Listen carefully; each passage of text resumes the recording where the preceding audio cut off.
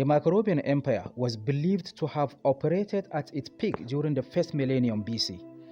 The kingdom was located south of present-day Libya, along the Atlantic coastline, which is an area currently known as Somalia. The Macrobians as a people were also believed to have lived at the age of the explored world. Available information showed reference to the extreme height of the Macrobians, as well as their ability to live to an extremely old age with a recorded average life expectancy of around 120 years. In the classical era, the Macrobians, who were Pontites, established a powerful ethnic kingdom that ruled large parts of modern Somalia.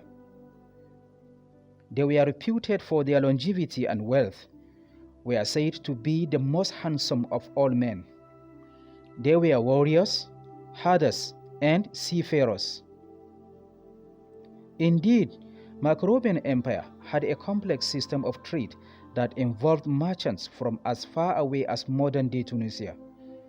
They were also known for a steady supply of gold, which eventually caught the attention of the king of Persia.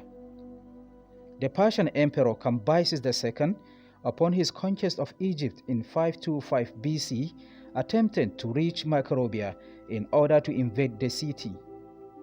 As such, he sent his ambassador to Macrobia with luxury gifts in order to entice the submission of the Macrobian king.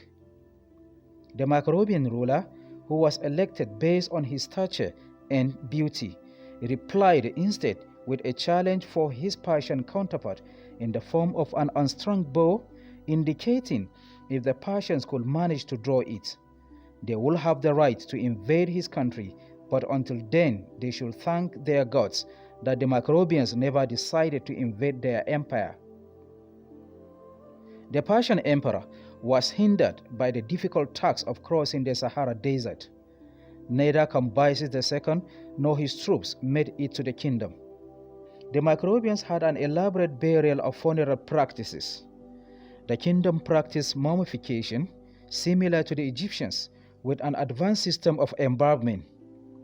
Once the bodies of the deceased were wrapped in a special plaster, the individuals performing the preservation will paint or otherwise decorate the plaster so that it took on the appearance of the deceased individual. Families will then keep the preserved corpse in a hollowed-out container in their home for an extended period of time. In fact, the Macrobians were described to be a regional powerhouse that were known from east to west and were highly advanced in architecture and extremely known for their wealth and, in many respects, a cultivated nation. Remarkable for their size, beauty, physical vigor, and longevity.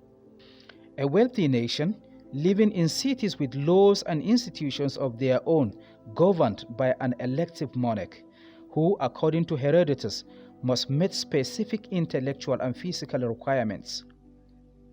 They had markets, courts of justice, and prisons, were skilled in the workings of metals, as well as in some of the fine arts.